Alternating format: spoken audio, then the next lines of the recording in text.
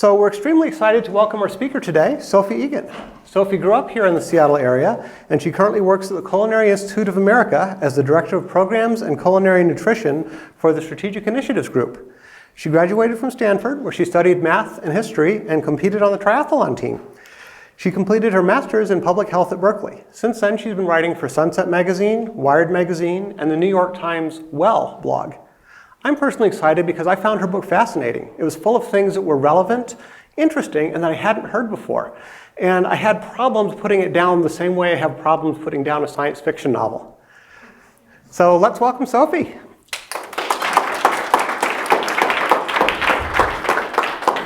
Thank you so much, Pete. How can you hear me? Can you hear me in the back? Yes? Thank you so much, Pete. That's a terrific introduction, and certainly the highest praise I could hear is to be compared to science fiction. I also, with the title of the book, hoped that, with all of the fan fiction around vampire books, maybe someone would accidentally buy my book thinking that it was, about vampire romance. So in any case, I'm really excited to be here at Google and just back in Seattle. As Pete mentioned, I'm a Seattle native. I swear this place gets more spectacularly beautiful every time I come home. And really thrilled to take you on a little journey today, a journey into the American food psyche.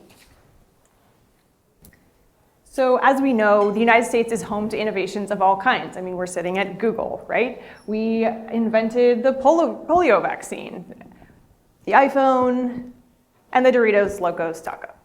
This, for those of you who don't know, this is actually one of the best-selling fast food items of all time.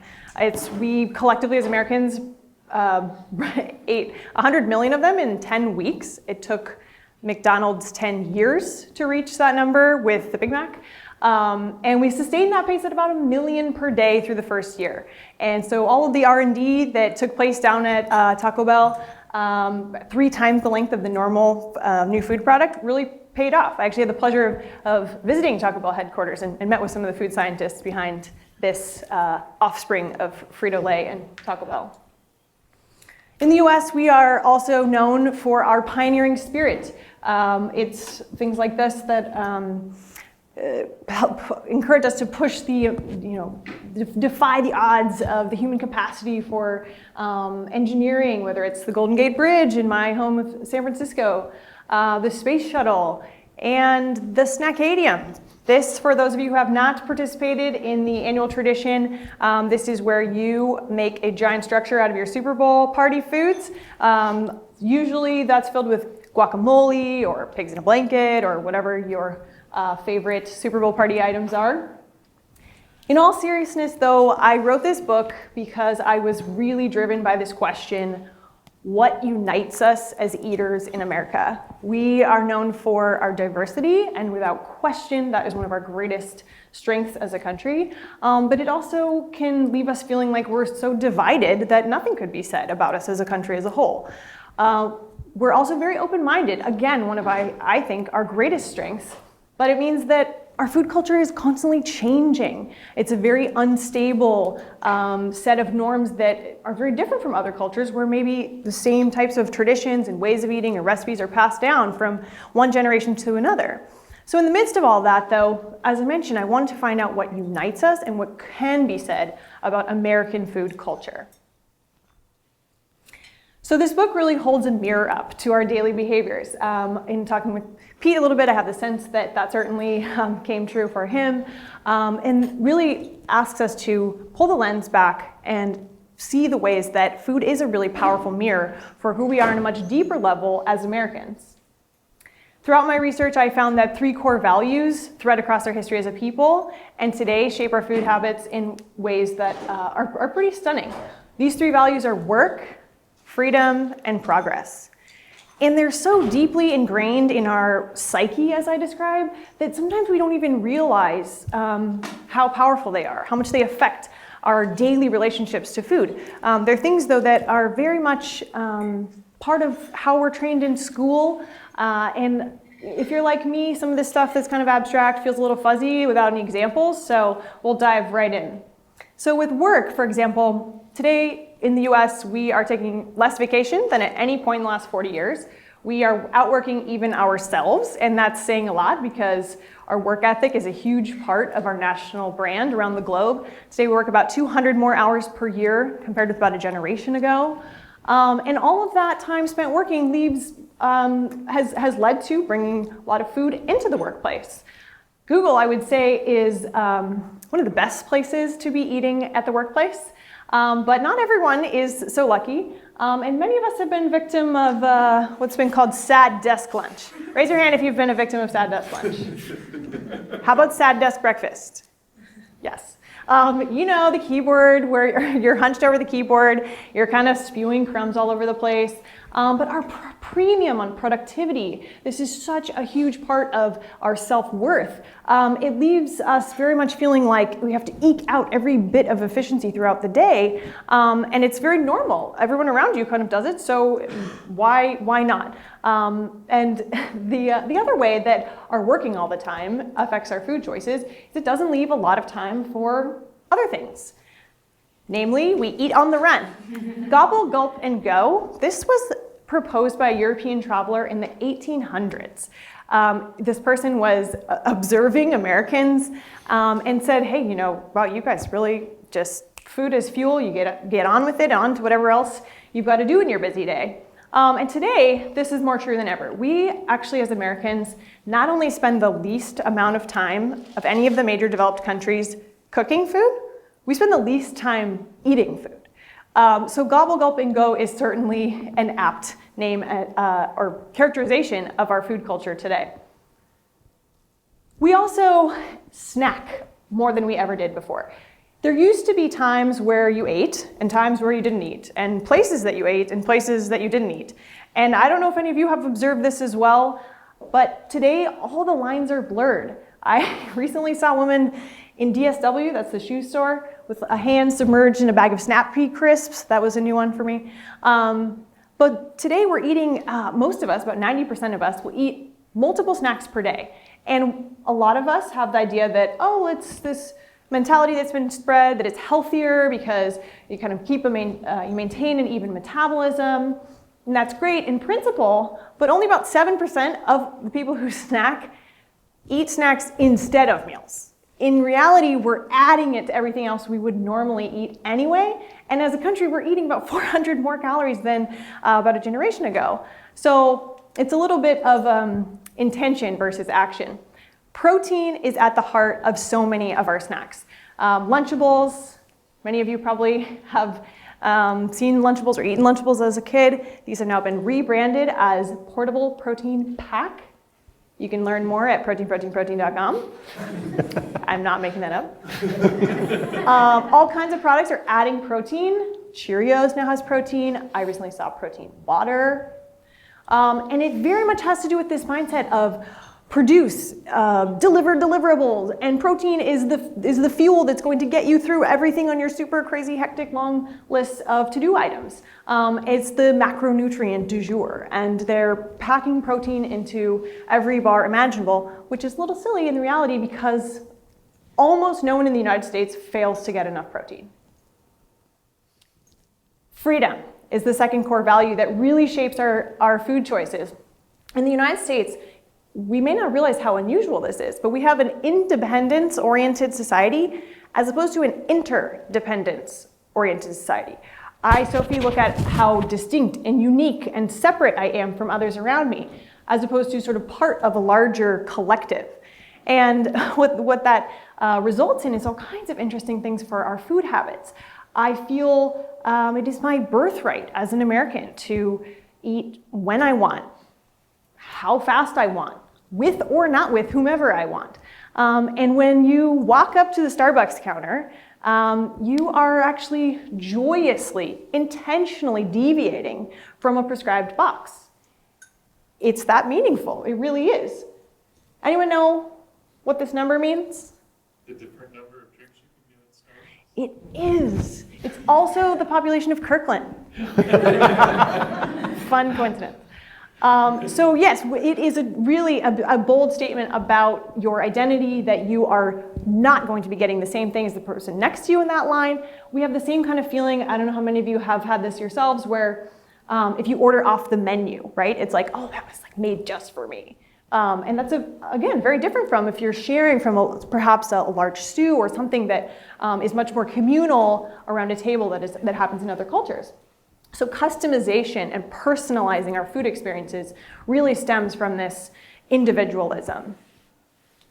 We also share an affinity for the Burger King slogan, "Have it your way." This is credited sometimes with sort of setting off the marketing around a lot of this.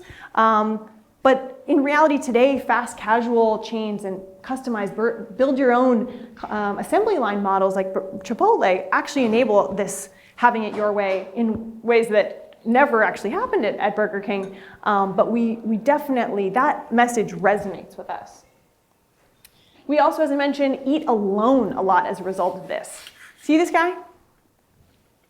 This would never happen today. This photo is clearly pre-iPhone. This is taken from 2000 because this is eating alone today. With your iPhone, right? You maybe check in, you take a picture of yourself or someone else comments on what they would have ordered and what they're currently eating at the time and all sorts of other things. Technology in a fascinating way has really enabled more alone eating because you feel less alone. 40% of smartphone users actually like eating by themselves because it feels like a way to catch up on social media or read something. So it's this fascinating combination, I think, of an ingrained sort of an long-held value as Americans with this new technology. The last one is progress. And we rightfully are very proud of our scientific breakthroughs. Science is, and the pursuit in general of innovation, our entrepreneurial spirit, is, again, one of our greatest strengths. But it affects our eating in some strange ways. Namely, we are very nutrient-centric when we look at foods. It's, you look for the label on a package to sort of signify that it's safe. You can plow ahead, or, oh, this means it's bad, therefore banish it at all costs. It also leads to all kinds of weird fad diets that we jump on these latest bandwagons with great whimsy. And we'll see a news headline that really often misinterprets the science that is actually very rigorous, very slow, may have results that are something as unexciting as we need more info. But it's a lot less attention grabbing to have a study or to have a headline about a study that says, new research finds that, it's more attention grabbing to have a headline with a study saying, new research says, broccoli leads to blindness, as opposed to new study says broccoli is still good for you. That's not going to get news attention. So there's this reliance on processed foods and food labels, also this sort of susceptibility to a lot of the different fad diets that are peddled, and it's a humongous industry. Lastly, this pride and progress leads to all kinds of novelty seeking. So this quote from Vanessa Wong, "You may have never thought you wanted a blank flavored chip, but Pringles is betting you're either curious enough or powerless enough to give it a try." Anyone want to guess what that flavor was? Hot diggity dog. A hot dog flavored chip. These are what I describe in the book as stunt foods. This is the retail equivalent, and these are absolutely powerful marketing strategies. They often play on the limited time only, creating a false sense of scarcity in the market. Hurry in now or your life is ruined because you didn't get the Shamrock Shake in time, or McRib or Doritos Locos Tacos, as I mentioned, are another great example. So this is an incredibly powerful food environment that we're often swayed by. It leaves us very, it means it's a lot easier said than done to just rely on the common sense notion of everything in moderation. So amidst this often daunting food environment, the food landscape, my hope is really to empower readers to gain a bird's eye perspective on themselves within this environment, and to start to call out some of these marketing tactics for what I feel they really are, which is stunts. And also to start to take more control over our eating habits, our daily relationships to food. And with that, I hope that you'll be left feeling more in the driver's seat of your food choices. Hopefully, though, not actually consuming those food choices while in the driver's seat. That's it. Thank you so much. So what we're going to do now is a bit of moderated session. I've prepared some questions for Sophie, which I'll go ahead and ask, and she'll give us some answers, and we'll leave time for Googlers to have questions at the end. So we've set up a mic over there, and as soon as it's time, I'll let y'all know. Sound good? So Sophie, you said that our American values that you chose to highlight are work, freedom, and progress. How do those affect what we eat? They aren't things that have just appeared all of a sudden. And a lot of things have appeared all of a sudden. But they're traits that go back to our founding as a country. And what I was aiming to do with this book was get us out of the mindset of blaming individuals, like you're lazy or you don't have enough willpower to resist, and really to get us to look at root causes. In the public health world, this is considered looking upstream. And it's saying, well, what is actually driving these food choices? Not just individually, but the powerful physical environments of marketing, but also culturally. What is normal? What is being reinforced to you on a daily basis as something people do? Because what's socially normal and acceptable is often, we both shape it and are shaped by it. So these three, work, freedom, and progress, are things that are continually being, we're continually exhibiting them to others and continually watching others do those things as well. Again, though, it's often on a subconscious level. So tell us a little bit about what you call fast casual. There's a chapter on it in the book. Could you tell us what that's about? Sure. So fast casual, I explain it as kind of the,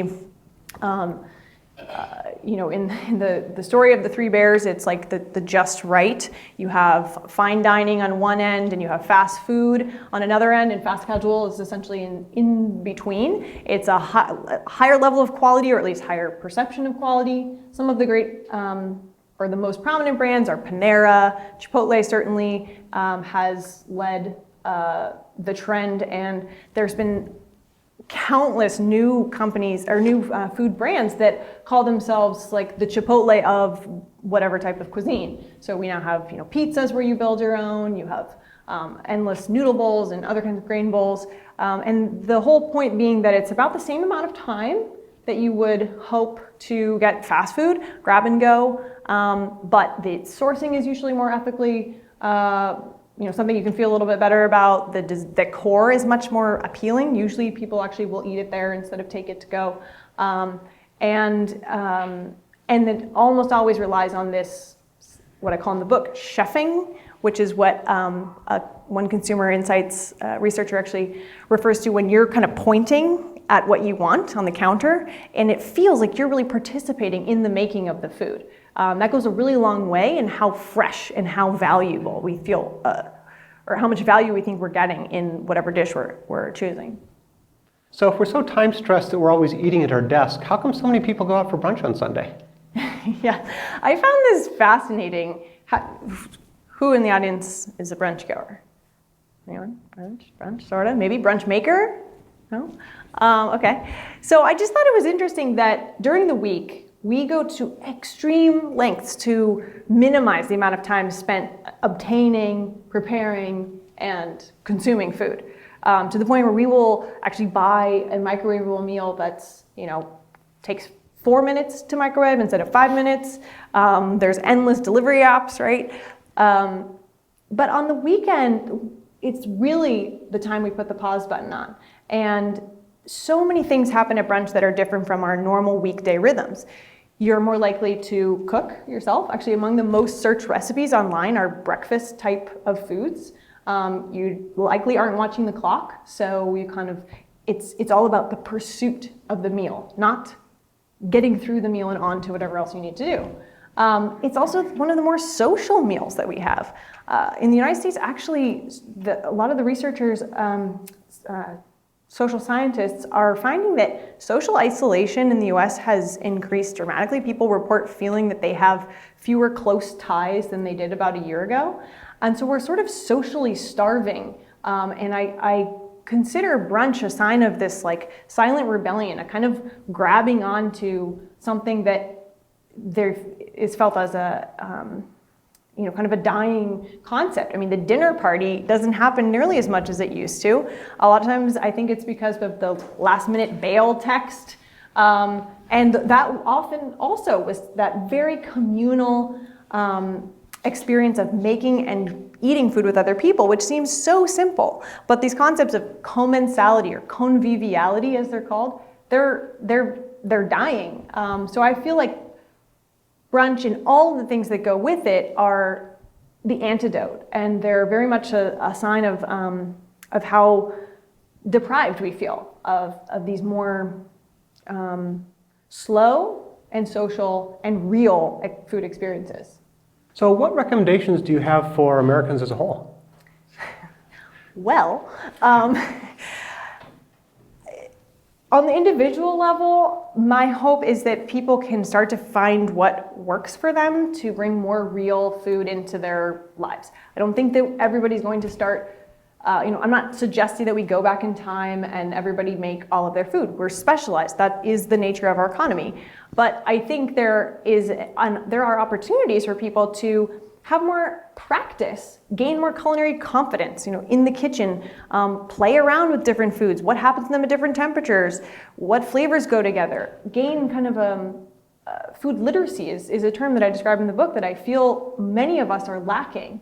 So find what works to you just to bring that into your routines on a more regular basis. I've seen some great examples like Meal Prep Sunday is a hashtag on Instagram that has got all kinds of great ideas, jar salads, and you make them on Sunday and then you have your lunches for the week. Sunday is a time that people don't feel as strapped for time, so it's more likely that you'll eat your homemade meal on Wednesday if you already made it. Another one is a lunch bunch is this great idea I saw actually there was a campaign called Not Sad Desk Lunch that Food 52 ran. And a lunch bunch was this idea that you and, again, Googlers maybe wouldn't need to do this as much, but others certainly, you find 4 friends or coworkers and you rotate cooking for each other. So you only have to cook 1 day a week, but that means 5 lunches that were made with love and they're homemade. Ideally, you then maybe eat them together and kind of have the strength in numbers of saying, we're taking a real lunch break. On the, I would say, institutional level, I would love for us to start to ask employers to make that more of a cultural norm, just the simple, the break that used to happen, it actually does really boost productivity. And also though, seeing this in the context of not just workplaces, but schools. Kids get, I don't know if this happened to you, any of you growing up, but kids get about 10 minutes to scarf down a hot dog. I don't understand how we can have them trained in that kind of environment and go out into the world with the sense, oh, food matters. It's very, very, it's mixed messaging. So I would love to see institutions like schools as well start to carve out more time and place a greater cultural emphasis on food. Cool, thanks. So what about us Googlers? We've got access to free food all day long. What do you recommend for us? Well, the great thing about working at Google, I would say, in terms of the food is it's very, very high quality. And the people making the food are exceptional. I mean that not only in terms of the quality, and I should say, full disclosure, I work with many Google food folks. I don't know if you know, but Google Food actually follows the Menus of Change principles of healthy, sustainable menus, which I am the director of that initiative, and that's with the Culinary Institute of America and Harvard School of Public Health. So in any case, there is just a tremendous amount of thought that goes into the food at Google. So that is my way of saying it's, most of the things in here have been curated and prepared in ways that are not the same as everywhere else in the world. Here, however, because it is abundant and free, right? It does create all kinds of interesting habits. We've heard the so-called Google 15. Hopefully none of you have succumbed to that, or you've realized that the food is still going to be there tomorrow. But it's very powerful. I completely get it. But there's also a good number of folks producing the food at Google who are actually behavioral economists, and they've gone to, I was getting a tour of the micro kitchen, seeing some examples where just to encourage more mindful eating, so that if you are eating your 3 cookies that no one I will say in here ate, if you are eating those cookies, you're doing so because you're like, I really want 3 cookies. Not that you went through the day and all of a sudden couldn't even recount what you kind of mindlessly grazed on. So it's, if you're eating, if it's a treat, really enjoy it. Take a moment, maybe go outside, stare at the gorgeous view, think about the flavor, whatever it is that's going to make it more of an intentional, purposeful food experience. And they're also doing all kinds of things to encourage you to make healthy choices, right? The old fruit basket with the fruit out in beautiful display, that actually is really effective in getting people to grab more fresh fruits and vegetables. So I would say, know that you're in good hands. Know that there's a lot of thought behind it, and that it's not that you should sort of feel guilty for enjoying it, but also that it should be done with thought. And I think the reason that I hone in on sad desk lunch is I think that's the ultimate example of mindless eating, where, and again, many of us do it, but I don't think it's the kinds of ways of incorporating food into our daily lives that feel good or are very good for us. So is there anything that we as a company can do to help others? Well, yeah, so one of the greatest things I've seen at Google is the teaching kitchens. So have any of you taken classes at the kitchen sink? Awesome. So I love that this can happen, and I would love to see Google sort of share the positive results to the employees with other employers. Imagine not only at Google, but if, let's say you're an hourly worker or low-income workers, if they could come home with a meal prepared for their family that day, or just learn skills that, whether it's for grocery shopping or for cooking, to sort of replicate this type of model where the employer can, Google, I think, has a philosophy that employers are the bridge to their family, employees, are the bridge to families. And so if all the Googlers are, have a lot of culinary literacy and are very skilled at cooking, then they can share that not only with their families, perhaps with their neighbors at a potluck and so on. And not only, as I mentioned, sort of try to get, as the larger culture, greater importance on food, but also just that you can sort of be ambassadors, right, for the skills that you've gained, or for the ways that it's maybe making your empowering you to make more of your own meals at home when you're not inside of Google.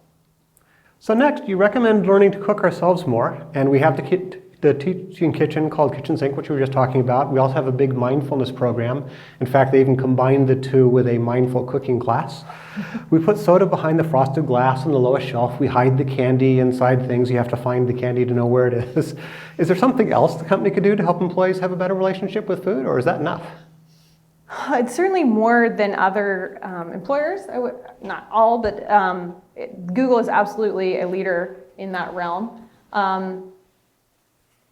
I think that the main area that some companies are starting to go in, I don't know the ins and outs of Google sourcing, but is starting to use their purchasing power in communities to support the food grown in the ways that they really, that matches their values. So because Google feeds a lot of people, the same way that a college or a university or a hospital, these are called high volume food service settings, they actually have tremendous power on their growers. And they can actually work with whomever is supplying the different foods. And if it's, they can select vendors that have really high standards, whether that's organic or it's local or it's meat that's raised without antibiotics or whatever it might be. But if their vendors aren't exhibiting those practices and they think that in other ways maybe they're doing things right, they can actually sort of give that feedback to them, work together collaboratively to kind of raise the bar for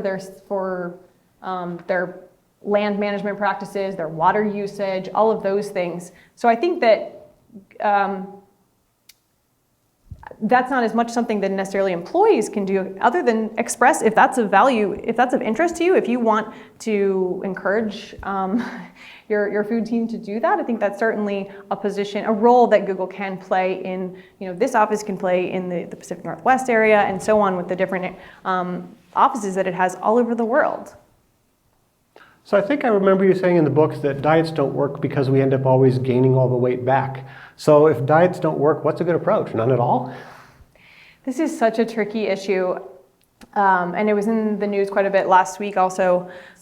Yeah, you probably saw that. It's right, The Biggest Loser, this big study that corroborated this data that I had cited. And I mean, there's been many, many, many examples of this where, unfortunately, most diets, if they work in the short term, they don't work in the long term. And unfortunately, even this just absolutely shocked me. Having been on a diet is often one of the greatest predictors for future weight gain. And I find that just incredibly sad because obviously anyone who's going on a diet is trying to do the right thing. The main issue with most diets is that they throw you out of whack with, as I mentioned, sort of the everything in moderation. So if you're banishing entire food groups, often a craving will build over time, and they find that a lot of people who sort of deprive themselves of something for a period of time, there's like a way later binging of that. It doesn't mean that every single person or that no one can sustain a diet in the long term. It just means, generally speaking, diets are extremely difficult to sustain. So the advice that I give in general, and I was very encouraged by actually the latest dietary guidelines, the first time ever, this is huge, really encourage people to develop healthy eating patterns. And that seems like how is that different from the word diet? But it does. It means that instead of having really strict rules on yourself, there's a lot of shaming with diets, like you strayed, therefore you must be punished. It's this idea more of just, okay, throughout your lifetime, how can you develop routines? Is it that you always, it doesn't mean the same thing every day, but in general, for breakfast, you eat whole grains and nut butters and yogurt, I don't know, fresh fruit. You have sort of a group of foods that collectively make up a pattern that over your life will basically give you the best chance at not just living long, but living a high quality life. And so I think the more that we get away from instant results, and a lot of the diets are about how quickly they're going to work. There's these kind of guaranteed, anything that promises guaranteed like instant results is probably just in itself, those things are a red flag. It's very, very difficult, but I feel like the more that you allow those occasional kind of straying or what, again, just the less rigid it is, the easier it will be to follow. And I actually found it really fascinating. So the US News and World Report produces a best diets list every year. And last year, paleo diet, which according to our Google searches is our most popular diet. I think most of us believe our Google searches reveal a lot about who we are. That was the most popular diet, but it was ranked the lowest of 35 diets in terms of best overall for your health. That's pretty shocking, right? The biggest reason it said, well, for one, it leads you to eat just obscene amounts of meat. But secondly, it would say that it's very hard to adhere to. So again, that I think is the biggest common thread across different diets is how frustrating they can be and how difficult they can be to maintain. In the book, you talk a little bit about an experiential CV. Could you tell us a little bit about that, what it is, and how it applies to food? Sure, yeah, this was a really fun finding. It's this idea that the same way that you might collect seashells or shot glasses, whatever you like to collect, we aim to collect life experiences. So the same way you kind of accrue professional experiences for your CV or your resume, people want to feel that they've lived a full life. It's this bucket list idea, right? And it leads us to choose foods like Doritos Locos Tacos, stunt foods, because it feels like sort of checking a box on your list of like, I have lived a full life. I ate a bacon sundae, or ate a bacon sundae. I have to think about that for a second. And so you will even choose things that you think will be less enjoyable, but that are more kind of memorable and distinct. And so, for example, they did this study of people going on vacation and found that they actually would choose staying in an ice hotel over like a really warm, pleasant beach vacation because you'd sort of be able to brag about it. It would feel more probably easier to recall compared to other things you've experienced in your life, unless you live in an ice hotel. And this definitely affects this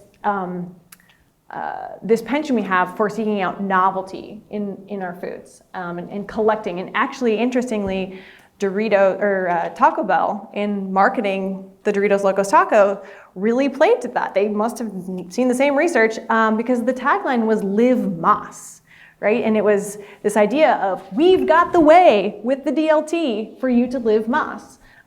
So they're offering the solutions to something that, again, probably subconsciously, but most of us feel, I certainly want to live a full life. So Doritos Locos Tacos for all.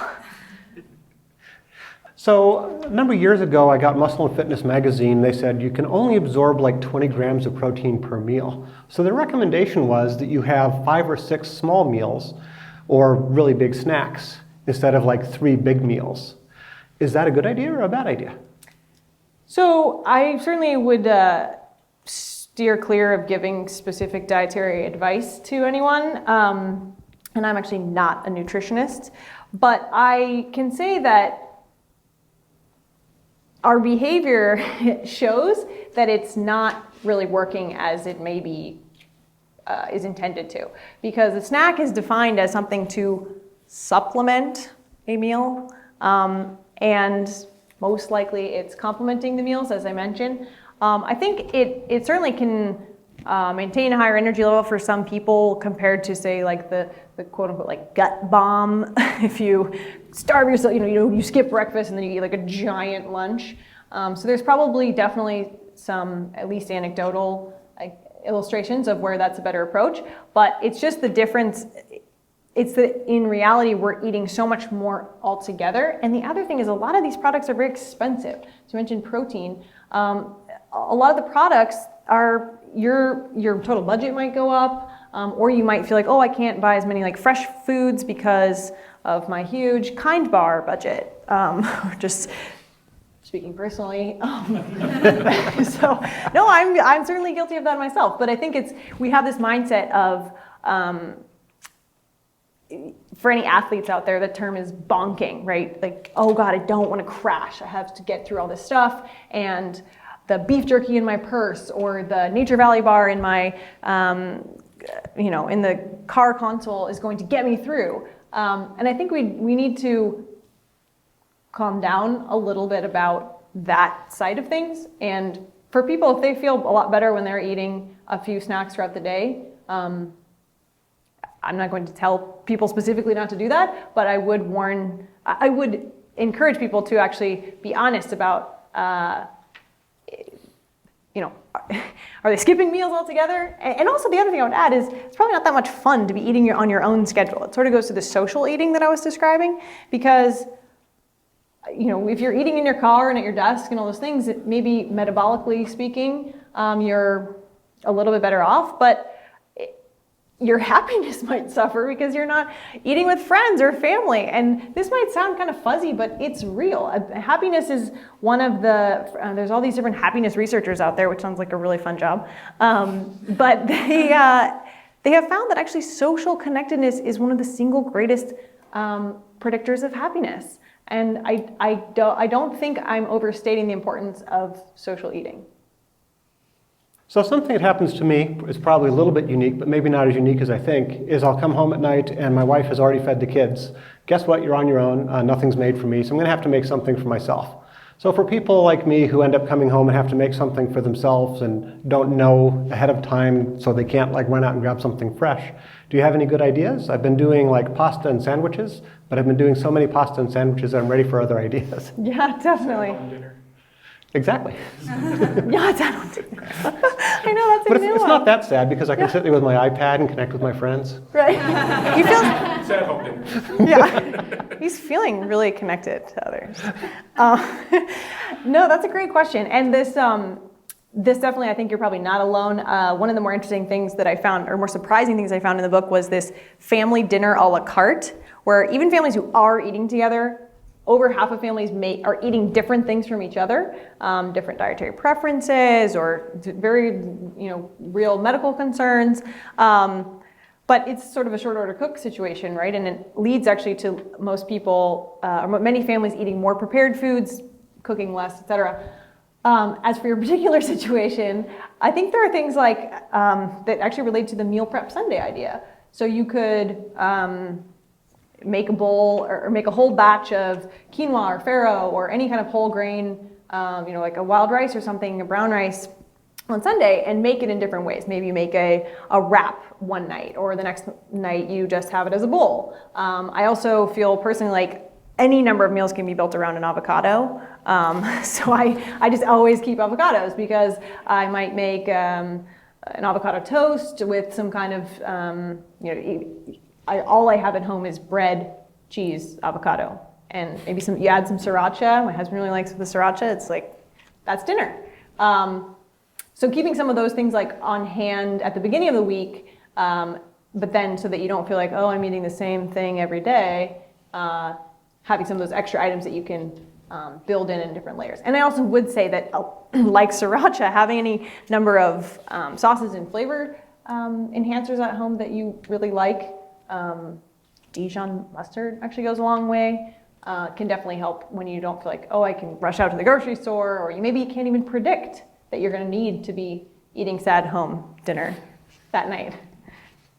Awesome, thanks. That'll help a lot. I'm sure. So the next question. So I think I showed you the micro kitchen beforehand, how we have those little candy jars like with the rooster, and you have to realize it's there and open it up and reach down to grab the little packet of fun-size M&Ms. Is that helping or hurting? I mean, if we have a craving for M&Ms and we're just not getting the M&Ms we need, is that going to make us binge later? The M&Ms that you need, yes, you need those M&Ms. I don't know. I'm sure there are some unintended consequences of some of these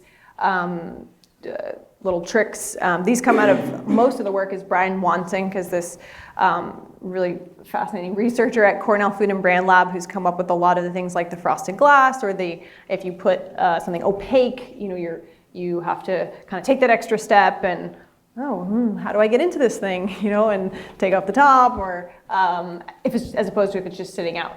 So I haven't seen, from reading his research, I haven't seen him necessarily describe in great detail the kind of unintended consequences that you're describing or that you're wondering about. But I would say psychologically it sounds like there can be some sort of built up, like, I know that's in the jar. So if I were to Google food, I might mix up what's actually in the jar so that you aren't always wondering about the M&Ms that you need. Instead, maybe one day it's like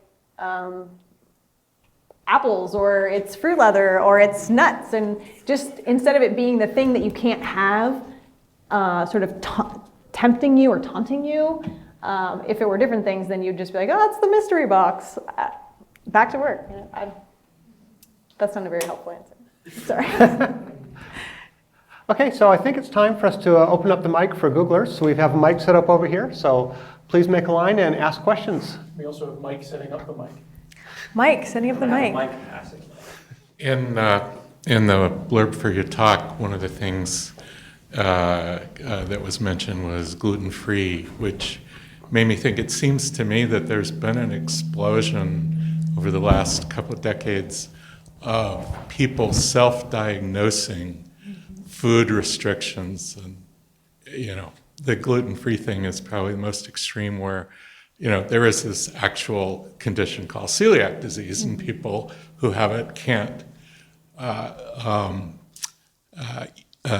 deal with gluten, but there's 10 or 100 times as many people as have celiac disease that have decided by themselves, largely without aid of medical professionals, that they are gluten sensitive. Mm-hmm. And you see the same thing with people deciding on their own they're lactose intolerant or various other things. And I wonder what you make of this, and why we seem to be overwhelmed by this now. Yeah, thank you for the question. It's a great question. It comes up a lot. I actually have a piece coming out very soon about this very topic because I've been asked about it a number of times. There definitely is a lot of self-diagnosis going on. The numbers you're very close. It's about 1% of people have celiac disease, very severe autoimmune condition that damages the small intestine. About roughly 7%, though they really don't know, apparently appear to have non-celiac gluten sensitivity. Fully a third of Americans are trying to avoid gluten. And that really speaks to what you're saying, I think, in terms of this getting really blown out of proportion. The other concern I have is that it is it's kind of like misappropriating the real cause of gluten-free, because the real cause of gluten-free is that this is a real sickness. And most people now, in the wake of a lot of these different diet books and the whole segment of the grocery store that's been opened up, it's become about weight loss. And if I eat gluten-free, then I won't have these stomach problems, and I'll lose weight, and I'll have more energy, and all of the different things that are associated with that. There is not scientific data to support the idea that gluten-free diet makes you lose weight. And the way that I interpret what's going on is a couple of things. First, to the self-diagnosis point, I see a lot of that with what does really going on a gluten-free diet mean to you? If you are all of a sudden more conscious in general of what you're eating because you're checking labels, maybe you're slowing down, maybe you're checking the portion size, or things that you before didn't give another thought to. There's definitely actually some science that shows that people have better results merely when they're paying more attention to whatever it is that they're eating. Second is that if going gluten-free means you're eating less cookies and less chips and you're drinking less beer and you're all of a sudden eating healthier things, then you probably feel like $1 million. And a lot of people do report some of these results and misattribute it to the gluten. I'm not saying all of the people who feel that way don't have non-celiac gluten sensitivity, but it's a real murky area, particularly with that one, the non-celiac gluten sensitivity. Not that much is known about it yet, and there isn't really a way to test for it. But I did find it very interesting. The Celiac Disease Foundation actually is pretty clear on their website about this. They say, do not self-diagnose. Please consult with your doctor before going on a gluten-free diet. And that seems to be a message that's getting overlooked. A lot of people are, okay, now I'm gluten-free for life, or I'm whatever it is.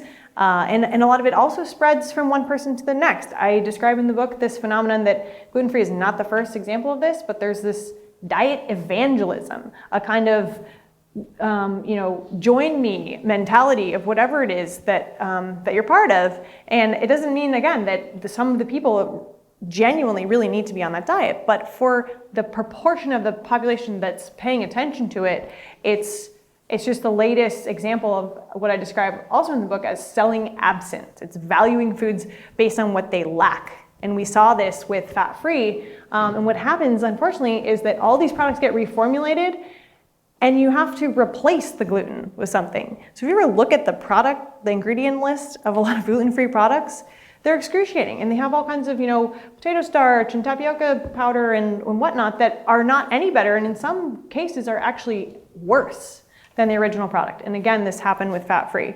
So it really depends. I think people have been surprised how long this trend has lasted. Part of it is that a lot is still unknown about digestive health. Gut health in general is becoming much more of a mainstream topic. Self-diagnosis, and then also just that more products are available than ever before. And the market always responds to these things. So we have to, I hope, keep a little bit of a level head for those of us who, I personally do not have sensitivity to gluten. So, I think we just need to, keep a level head about a lot of this. Thank you. Do we have more questions? I have a couple small comments and then one larger question. Okay. Small comment. So one comment is you were talking about with fast casual dining, this idea of you're picking out your food. Have you heard of the IKEA effect? You mentioned behavioral economics earlier, and this is... No, tell me about that. Well, so briefly, the name just comes from the fact that when people assemble their own IKEA furniture, they tend to value it more highly than had they purchased it pre-made. And this gets people around the fact that generally it's made of, MDF or particle board or whatever else, right? But they're still very proud of their IKEA furniture. Similarly, my burrito bowl at Chipotle, I care about it more because I have hand-selected each and every single bean. You were a participant. Exactly. The other thing that I wanted to comment on very quickly was on the gluten-free stuff. I have a friend who has celiacs, and he's commented both like on the pros and cons of this. He said, on one thing, it's great. I can go to every restaurant that my friends go to and find something I can eat. He said, on the other hand, no one thinks I have a disease anymore. They think I'm just like a fad follower, even though I've known I had celiacs for 15 years. That's, yeah. So he said that was also really frustrating. That's a great point. My bigger kind of comment and question is, one of the things you talked about a lot with work in particular was this time crunch that everyone feels very rushed all the time. And I think it's actually interesting to note that in the US, it's not only that we spend 200 more working hours per year than we did 10 or 20 years ago. About a generation ago. But that we actually do so far more than any other country in the entire first world. We just work way more. And as you noted, spend a lot less time cooking and eating than other first world nations similarly. Do you think that the problem here is not simply one that can just be dealt with in food policy, but is simply a kind of national epidemic of how we view productivity and work-life balance in general? Thank you for that comment and question. I absolutely think it is that larger picture. And I get into this a little bit in the book about how linked a lot of the policies are in other sort of progressive indicators that really affect the eating. So for example, also in that list of all the major developed countries, we're the only one with no paid maternity leave. And there's a whole bunch of sort of different social indicators or social measures where what I'm seeing that's really interesting is actually employers are sort of, I don't have a fully, this is not the point of the book, but I'm seeing a lot of different, especially in like Silicon Valley type companies, where they're saying, you know what, there isn't a national policy of this, so I'm going to give 6 months of paternity leave, or I'm going to, there's some companies in Germany where they actually shut off email after 6 p.m. It just doesn't work. And they said, you know what, as a country, we want people to go home and be with their families. We want them to be well-rounded. I also am really fascinated by, like, have we become less interesting? Do people do less hobbies because it's sort of more one-dimensional? If we're so specialized and so deep into the work. I'm like, well, learn a language, or I don't know, take a ceramics class, or just play with your kid, or whatever it is, sort of having more dimensions. I'm wondering how that, I don't have the evidence. I don't know who's studying that.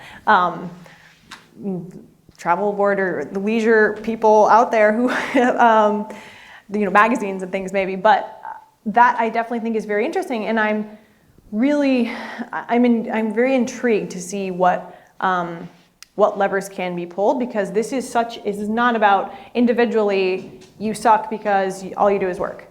We're shaped, our individual choices as not only with food, but with how much you work. I mean, I work all the time because I feel I have to. I don't, I have these deadlines to meet and I have these things I have to do, not because I love love just working all the time. So I think that the only way this is going to change is when there are policies that make it, again, the same way with food, that make it not only socially acceptable, but socially normal to sign off at a certain time, or to, during the workday, as I mentioned, carving out that time for yourself. So whatever those things might be, and I'm staying tuned. Let's all give Sophie a great welcome and a thank you.